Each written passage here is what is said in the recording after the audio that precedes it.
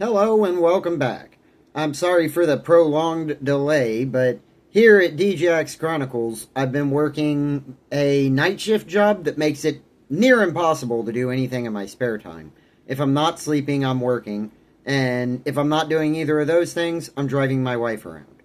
So, it's just a product of situations that I'm not able to record as often as I want to. But anyway, I am going to be recording a creepy story that's based off of a script that I got from Grok. But I changed it a little bit. I literally just asked for a freaky story about a job that seems too good to be true, and it's actually a nightmare. So, this is what we got, and I think it's a good story. But something called The Whispering Ground. I can't take full credit. I did not write this. I only put my thoughts into it.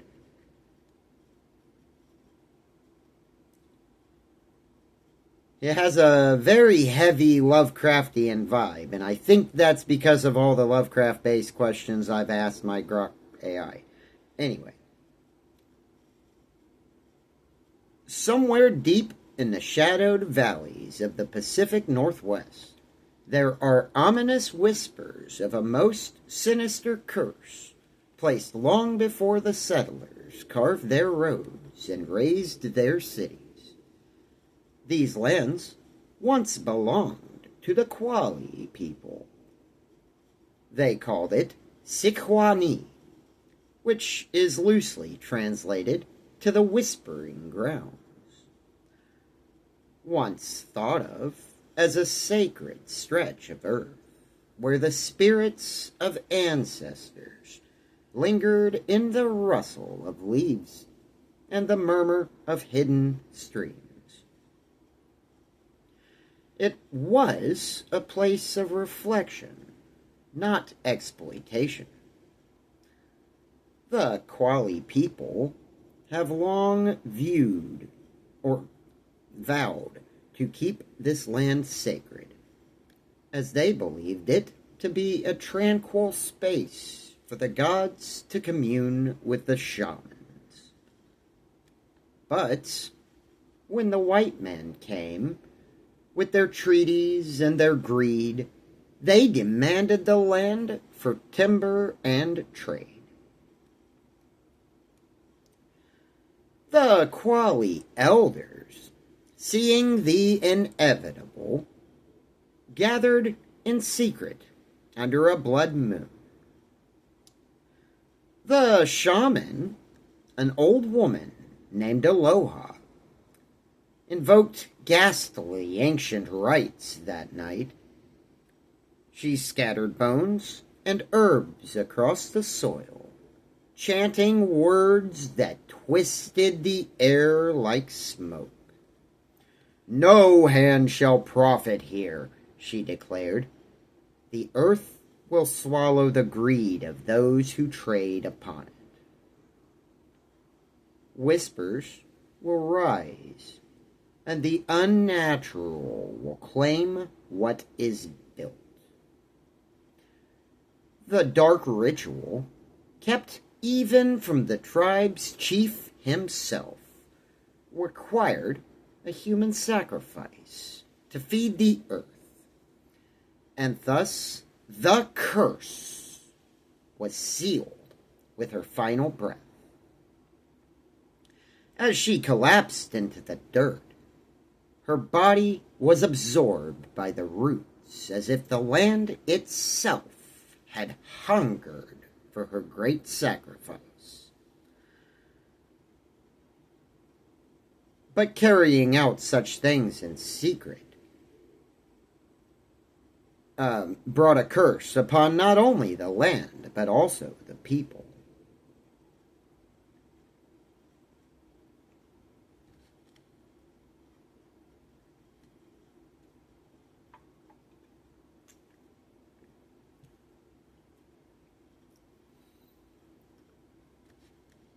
In course of time, the settlers tried everything they could think of to make profit on the land, though Try as they might, all their farms seemed to wither quite strangely. Stores burned without cause. Wagons overturned on clear and even paths. The rumors began to circulate that commerce fled like a startled deer. As you may assume, the land was first shunned before being wholly abandoned, marked on maps as cursed or simply unlucky. Generations passed, and the story faded into folklore. Whispers around campfires, but dismissed in the light of progress. Eventually, all the old maps were redrawn. And until about the mid-1980s, when this cursed ground of strange and elongated shadows came to be known as Evergreen Industrial Park.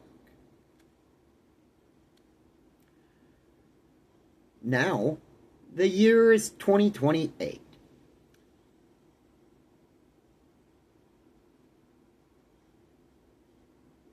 The world has changed quite a lot since then.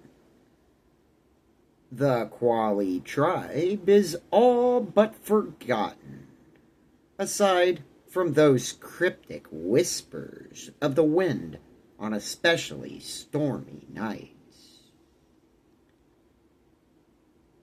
In this age, automation ruled, and megacorporations did not care what earth they grabbed up for their own corporate greed. Major companies like Omnitech, for example, scoured all of the forgotten corners of the valley for cheap real estate. The Whispering Grounds seemed to be a quiet, perfect, flat, forested, and dirt-cheap property, due mostly to its location and dilapidated landscape, but also because of these strange old wives' tales that no one much believes anymore.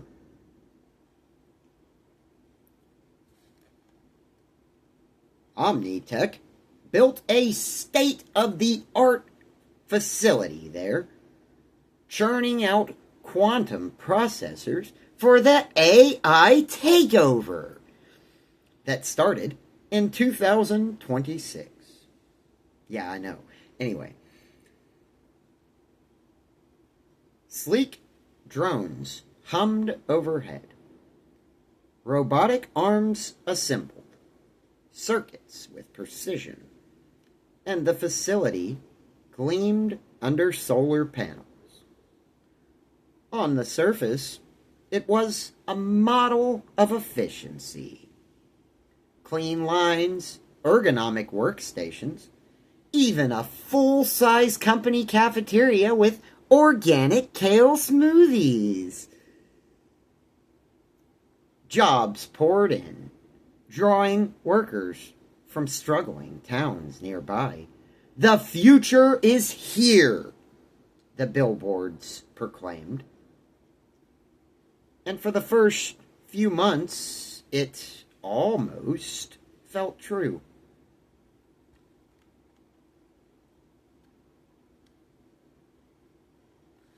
I started out at Omnitech as a quality control technician, fresh out of community college, with student debt gnawing at my heels.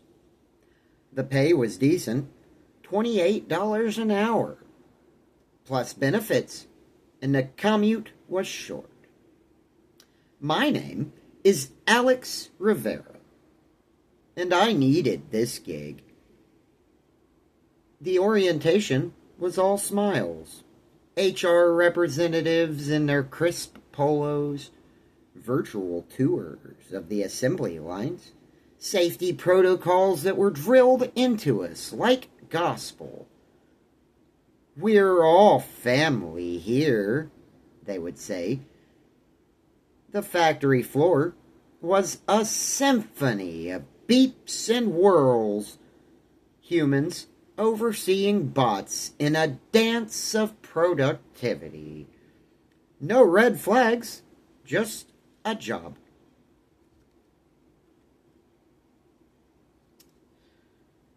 During the day, when I was there for orientation, everything seemed nice.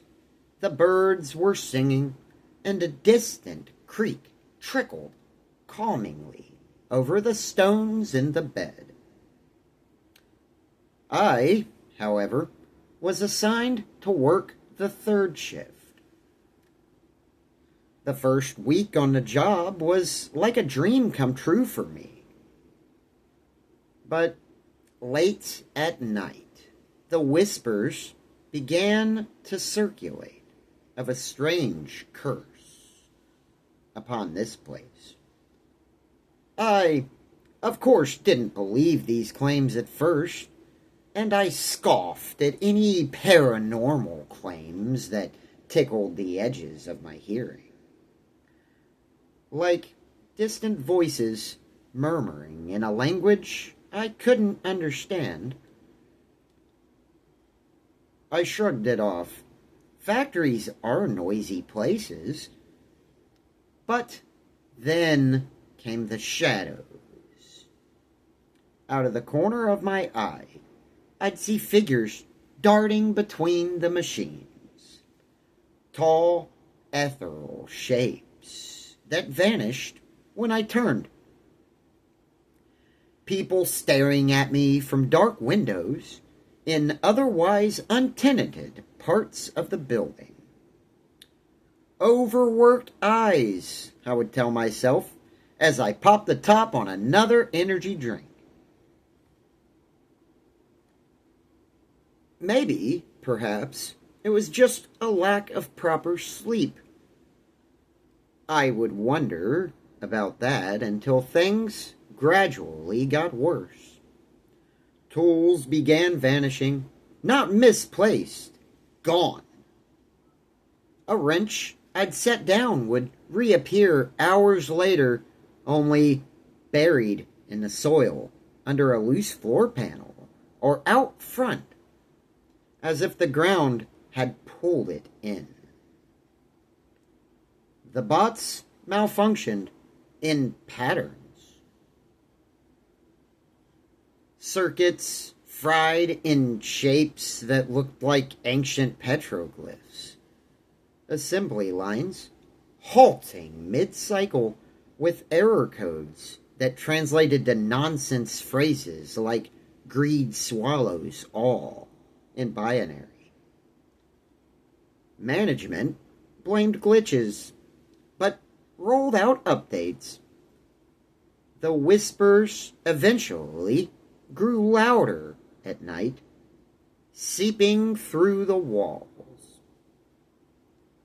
Then the twisted dreams began, making my difficult sleep schedule near impossible for fear of closing my eyes.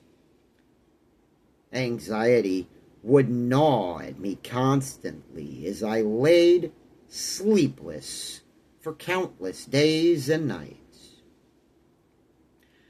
It came to the point that I began to think I might be going mad for the stress of the job. One evening, during a late shift, my coworker, Jenna, confided in me over vending machine coffees. "You hear them too, right?" The voices? Her eyes were hollow, skin pale under the fluorescent lights. She said she'd seen a man in the break room, a translucent figure in feathered robes, staring at the coffee maker as if it had offended him. I was taken aback by her story and tried to brush it all off, even though I have, in fact, heard the voices. But I was much too frightened to share my experience. The next day, however, when Jenna didn't show up, HR told us that she quit without notice, but her locker was very neatly kept as usual, with a lock still in place. And strangest of all, her car was left in the parking lot. Keys in the ignition, engine cold. I was frightened after this, and went to make a missing persons report for my coworker in fear for her safety. Needless to say, I began to dig into the history after that. Late night searches on my phone revealed scraps of that old curse. Blog posts about the Quali, faded newspaper clippings from the 1800s.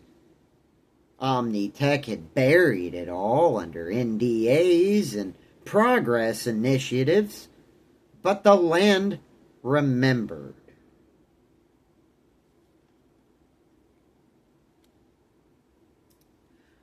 The breaking point came during a most intense storm. Power flickered, and in the dim emergency lights, the factory finally revealed its truth. The assembly lines twisted like vines, metal wrapping into grotesque shapes. Whispers turned to wails, echoing accusations. Thieves, profiteers, murderers!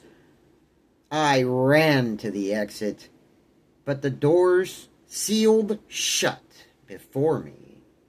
Roots, actual roots, bursting through the concrete floor, coiling around people's ankles. Colleagues screamed as the shadows pulled them down, their bodies sinking into the earth, just as Aloa's had centuries before. I very narrowly escaped by smashing a window, glass shredding my arms up as I tumbled into the rain-soaked parking lot. Behind me, the factory stood silent, lights blinking innocently as if nothing had just happened.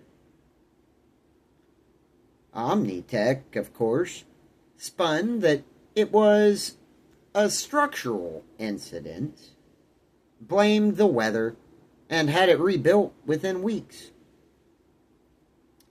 New hires flooded in, lured by bonuses. But now I know the truth. The curse endures. Commerce on the Whispering Grounds isn't just forbidden. It is actually devoured by the earth herself. Upon arriving home, I decided to never speak of what I saw that night, and tried as hard as I could to just move on. I relocated to Seattle, got a job at a tech repair shop, fixing drones. Ironic, I know. But no matter what I chose to do, that gnawing curiosity remained in my chest. I could not sleep well, and I slowly resolved to myself that I must return and try to investigate this further. Still, months after my escape, I couldn't shake the whispering grounds. Omnitech's PR machine worked overtime. Press releases about enhanced safety protocols. Glossy ads showing smiling workers amid humming machinery. The factory reopened with fanfare. A ribbon-cutting ceremony streamed live. Executives toasting with champagne under the evergreen canopy. No mention of the incident. No whispers in the footage. But I knew better. The land didn't forget. It waited.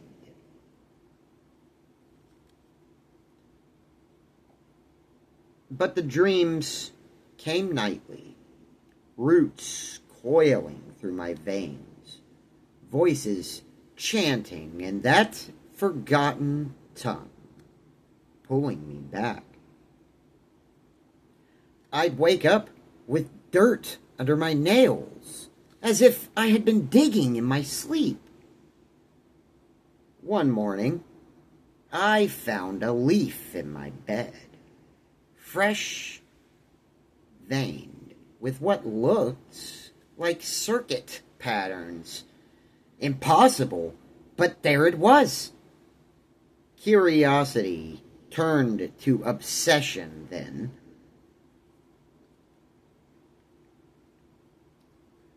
I started a blog under a pseudonym, Accursed Code. Eventually, anonymous tips trickled in from ex-employees. The machines are learning, one wrote, but not from code, from the ground itself. Another claimed the quantum processors produced anomalous outputs, not errors, but prophecies.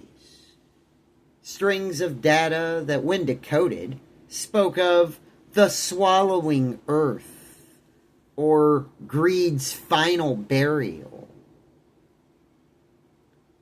Omnitech scrubbed the net, but fragments lingered in dark web forums and online videos. Then came the email. No sender, just a subject. Return. Attached was a video file, time-stamped from inside the factory. Grainy security cam footage showed the night shift. Workers moved like automatons, eyes glazed. At 3:17 a.m., the floor seemed to ripple, concrete buckling like water, and from the cracks, tendrils emerged. Not roots this time, but hybrid horrors.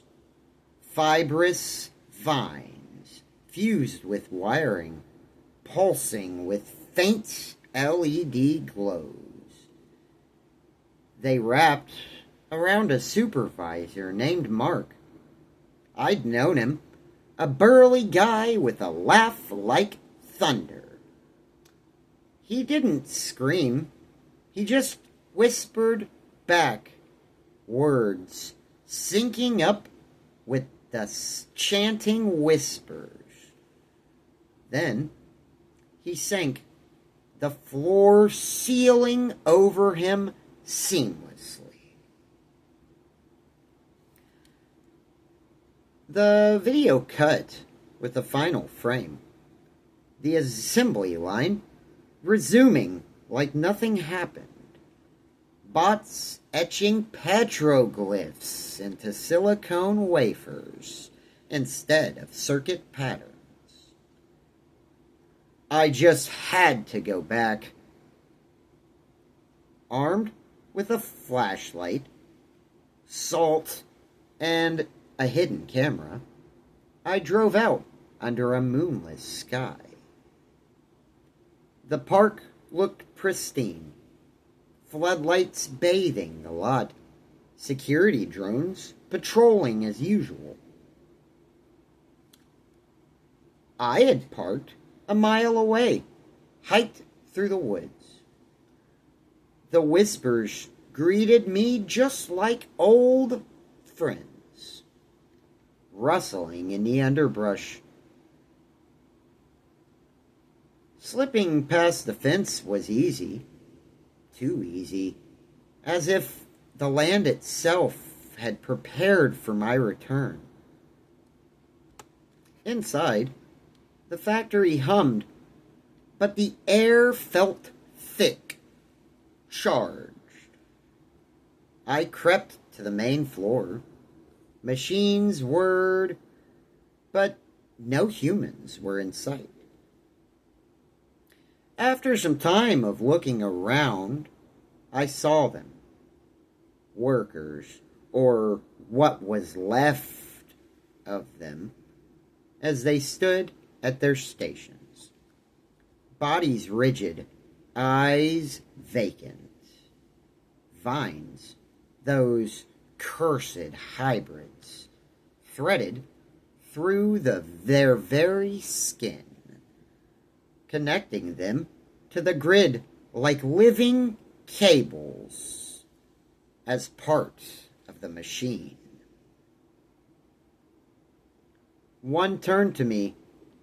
It was Jenna. Her face was a mask of bark and flesh, mouth moving, but not producing any sound.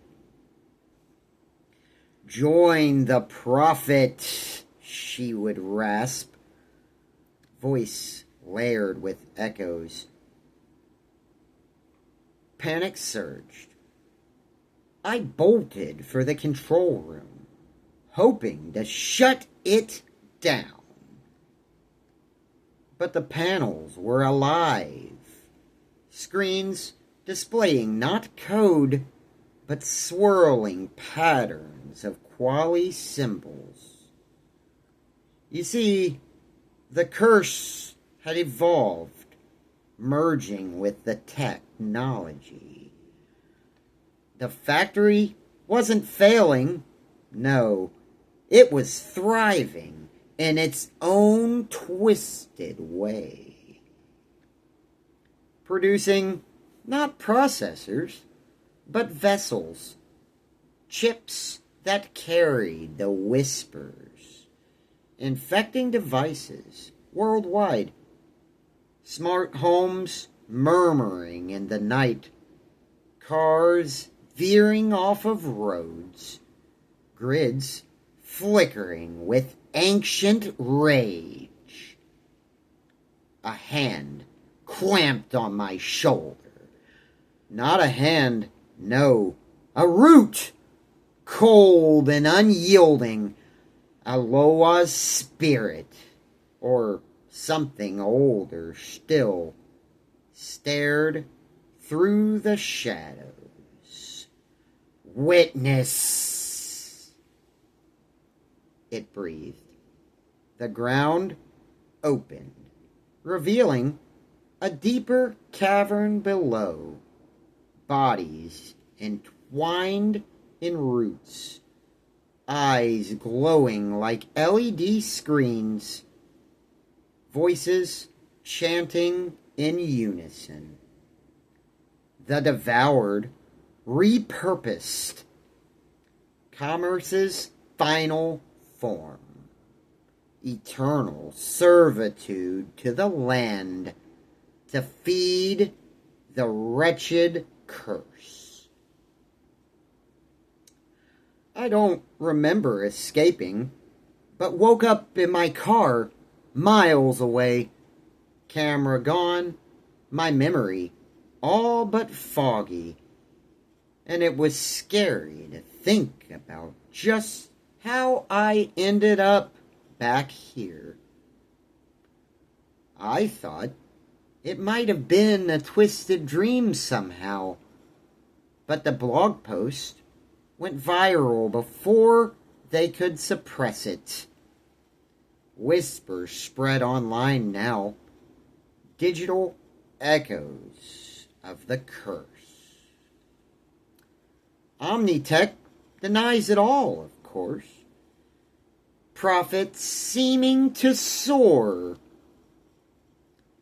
If you're reading this, check your device and listen closely to the suppressed whispers in the dark, for these grounds are hungry, and they are whispering for you to join the vast horde of chanters deep within the roots of that accursed forest valley of the Pacific Northwest.